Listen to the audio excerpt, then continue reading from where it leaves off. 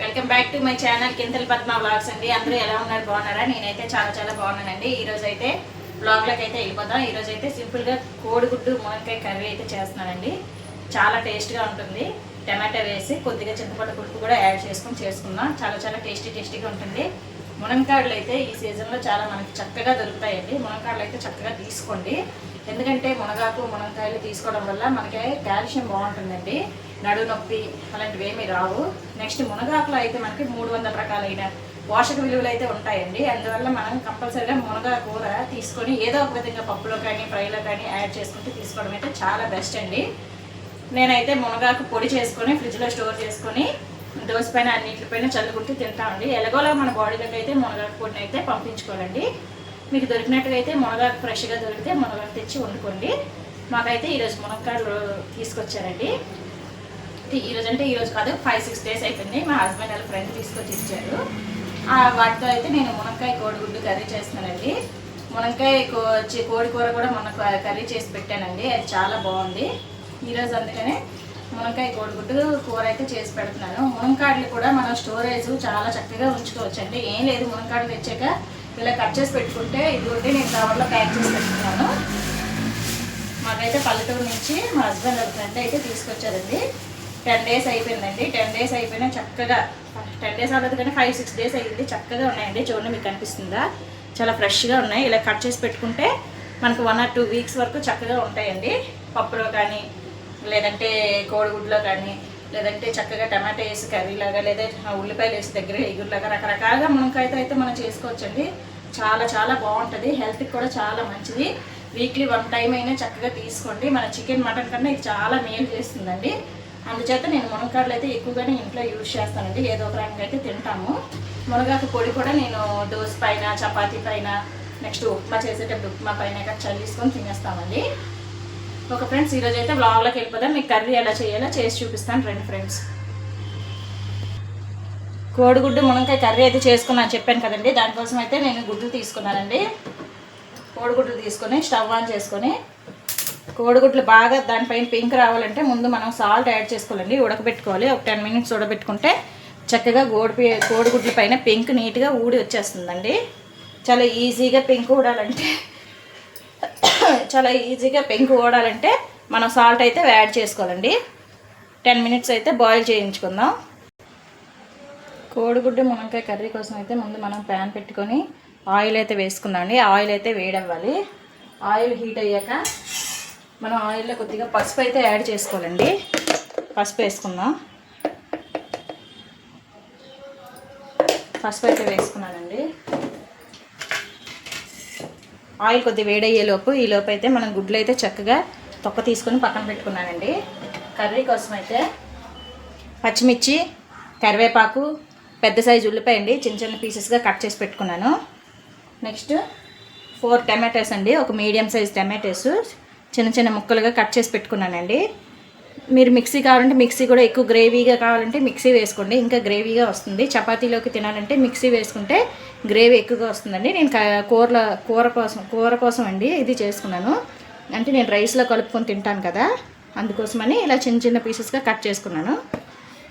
ఇప్పుడైతే ఆయిల్ అయితే హీట్ అయిందండి. ఆయిల్ వేడయ్యేలోపు అయితే మనం కోడిగుడ్లు అయితే అందులో వేసుకుందామండి. కోడిగుడ్లు వేయాలంటే ఫస్ట్ కోడిగుడ్లకైతే చిన్న ఘాట్లా పెట్టుకోవాలండి. ఘాట్లు పెట్టుకుంటే గుడ్డు లోపల చక్కగా వేగుతుంది. నెక్స్ట్ గుడ్డు మనకు పేలి పైకి వచ్చే ఛాన్సెస్ ఉంటాయండి. అందుచేత అయితే గుడ్లకి ఇలా ఘాట్లు పెట్టుకుంటే మన గుడ్డు అయితే పగలకుండా చక్కగా ఉంటుంది. కూరలో వేసేటప్పుడు కూడా ఉప్పు కారం లోపలికి వెళ్తుందండి. గుడ్లు అయితే ఇలా ఆయిల్లో ఫ్రై చేసుకుందాం. నేనైతే 6 eggs తీసుకున్నానండి. మీకు ఎన్ని నచ్చితే అన్ని తీసుకోండి.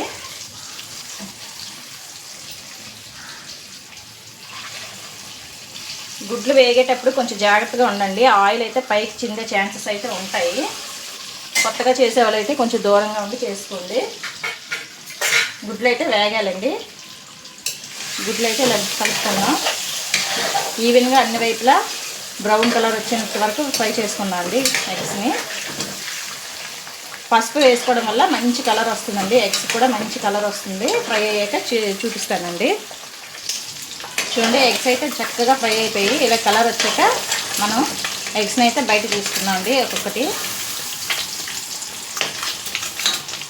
చూడండి ఎగ్స్ మంచి కలర్ వచ్చాయి కదా. పసుపు వేసుకొని ఫ్రై చేసుకుంటే మనకు ఆ నీచు స్మెల్ కూడా ఉండదండి. ఎగ్ నీచు వాసన రావడం అలాంటిది ఏమీ ఉండదు. ఇప్పుడైతే ఆయిల్ వేడిగా ఉంది కదండి, ఈ ఆయిల్లోనే మనం పోపు గింజలు అయితే వేసుకుందాం. ఆయిల్ అయితే ఆవాలు జీలకర్ర వేసుకుంటున్నానండి. కనిపిస్తున్నాయా ఆవాలు జీలకర్ర? ఆవాలు జీలకర్ర వేగాక పచ్చిమిర్చి వేసుకుంటున్నానండి. నెక్స్ట్ ఆనియన్ అండి. కూరని అయితే కొంచెం సిమ్లో పెట్టుకోండి. ఆనియన్ వేసుకొని బాగా కలుపుకోవాలి. కొంచెం ఆనియన్ మెత్తబడాలండి. ఇందులో ఆనియన్ మెత్తబడితేనే అన్నంలో కలుపుకునేటప్పుడు మనకు ఆనియన్ కూడా మెత్తగా ఉంటుందండి. ఇలా పచ్చి పచ్చిగా వేసిస్తే ఏం బాగుండదండి. మనకి కర్రీ గ్రేవీగా మనం మీ టమాటా కానీ మిక్సీ చేసుకుంటే చపాతీలోకి, పరోటాలోకి, దోశలోకి అన్నింటిలోకి చక్కగా గ్రేవీ వస్తుందండి. నేనైతే రైస్లోకి చేసుకుంటున్నాను, అందుచేత కూర దగ్గర ఇగురులా చేసుకుంటానండి. ఆనియన్స్ అయితే ఇప్పుడు వేగనిద్దాం. ఆనియన్స్ త్వరగా వేగాలంటే ఇందులో కొద్దిగా సాల్ట్ అయితే యాడ్ చేసుకుందాం అండి. సాల్ట్ యాడ్ చేసుకోవడం వల్ల ఆనియన్స్ త్వరగా మగ్గిపోతాయండి. పసుపు వేసుకుంటే టమాటా వేరంగా మగ్గుతుందండి.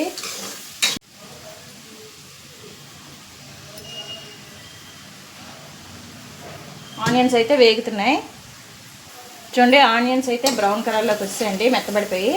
ఇందులో మనం అయితే కట్ చేసి పెట్టుకున్న టమాటో అయితే వేసుకుందాం అండి. 4 టమాటోస్ నేను కట్ చేసి పెట్టుకున్నాను. టమాటోస్ని అయితే యాడ్ చేసుకుందాం. టమాటోస్ చేసుకొని చక్కగా మిక్స్ చేసుకుందండి. టమాటోస్ వేసుకున్నాం కదా, కూర చూడండి ఇలాగ అవుతుంది. ఈ స్టేజ్లో మనం కూరకు తగ్గ ఉప్పు అయితే వేసుకుందాం అండి. ఇందాక కొద్దిగా ఉప్పు వేసుకున్నాం కదా, ఇప్పుడు కొద్దిగా ఉప్పు అయితే వేసుకుంటున్నాను. నెక్స్ట్ టమాటోస్ అయితే మెత్తగా మగ్గాలంటే మనమైతే కొంచెం పసుపు యాడ్ చేసుకుంటే మనకు తొందరగా టమాటోస్ అయితే మగ్గిపోతాయండి. పసుపు అయితే కొద్దిగా వేసుకుంటాను. వేసుకొని బాగా కలుపుకోవాలండి. కలుపుకొని మనం కూరని సిమ్లో పెట్టుకొని దగ్గరగా మగ్గనిద్దాం. కొద్దిగా మగ్గాక అల్లం వెల్లుల్లి పేస్ట్ వేసుకుందామండి. టమాటోస్ అయితే ఎలా మగ్గాయి ఒకసారి చూద్దామండి. టమాటోస్ అయితే చక్కగా వాటర్ అంతా ఇంకిపోయిందండి. వాటర్ అంతా ఇంకిపోయింది కదా, ఇప్పుడు మనమైతే ఇందులో అయితే మన అల్లం వెల్లుల్లి ధనియాలు జీలకర్ర మిక్సీ చేసి పెట్టుకున్న పేస్ట్ అయితే వేసుకుందామండి. నేను 1.5 స్పూన్ అయితే వేసుకుంటున్నాను, చిన్న స్పూన్తో వేసుకున్నాను. బాగా మిక్స్ చేసుకుందాం. మిక్స్ చేసుకొని ఇందులో ఇప్పుడు కారం కూడా యాడ్ చేసుకోవాలండి. కారం యాడ్ చేసేసుకొని కర్రీకి మనకి ఎంత కారం కావాలో అంత కారం యాడ్ చేసుకోండి. మునక్కాయలు కూడా వేసుకుంటాం కనుక కారం కొంచెం ఎక్కువగానే పడుతుందండి. కారం యాడ్ చేసుకున్నాను. కారం యాడ్ చేసుకొని ఈ కారం అంతా మనకి ఆయిల్లో దగ్గరగా మగ్గేంత వరకు మూత పెట్టుకొని అయితే ఉంచుకుందామండి. మనకి కారం మసాలా వేసాం కదా, ఆ మసాలా అంతా ఆయిల్లో అలా దగ్గరగా మగ్గాలండి. మగ్గనిద్దాం. కూర అయితే ఒకసారి మూత తీసి చూసుకుందండి. ఆయిల్ అయితే చక్కగా ఫ్రై అయ్యిందండి, చూసారా. ఇందులో ఇప్పుడు మనం మునక్కాడలు అయితే వేసుకుందామండి. ఇదిగోండి కట్ చేసి పెట్టుకున్న మునక్కాడలు, కొద్దిగా కరివేపాకు అయితే వేసుకుంటున్నానండి. బాగా మిక్స్ చేసుకోవాలి. మిక్స్ చేసుకొని కర్రీని ఇప్పుడు సిమ్లో పెట్టి ఈ మునక్కాడలకి టమాటో ఇగురంతా దగ్గరగా పట్టేటట్టుగా మనం కాసేపు మూత పెట్టి దీనికి ఉంచుకోవాలండి. ఇందులో ఉన్న ఉప్పు కారం అంతా టమాటోకి మునక్కాడలు పట్టి మునక్కాడలు కూడా ఆయిల్లో చక్కగా ఫ్రై అవుతాయండి. అప్పుడు మనకి పచ్చిగా ఉండే స్మెల్ అయితే ఉండదు మునక్కాడల నుంచి. కూర అయితే చక్కగా ఆయిల్లో మునక్కాడలు అయితే చక్కగా మగ్గాయండి. ఇందులో అయితే మనం వాటర్ యాడ్ చేసుకుందాం. కూర ఉడకడానికి సరిపడా వాటర్ అయితే యాడ్ చేసుకోండి. మునక్కాడలు ఉడకాలి కదండి, అందుకనే వాటర్ కొద్దిగా ఎక్కువగానే నేను యాడ్ చేసుకున్నాను. మూత పెట్టుకుందాం. ఈలోపు అయితే మనం చింతపండు నానబెట్టుకుందాం అండి. చిన్న నిమ్మకాయ సైజు అంత చింతపండు అండి, హాఫ్ నిమ్మకాయ ఉంటుంది కదా, ఆ సైజులో చింతపండు అయితే నానబెట్టుకుందాం అండి. నానబెట్టుకొని కూర కొంచెం ఉడికాక లాస్ట్లో వేసుకుందాం. చూసారా ఫ్రెండ్స్, కర్రీ అయితే ఎలా ఉందో చూద్దాం. చక్కగా ఉడుకుతుందండి. ఇందులో అయితే ఇప్పుడు మనం ఎగ్స్ అయితే యాడ్ చేసుకుందాం.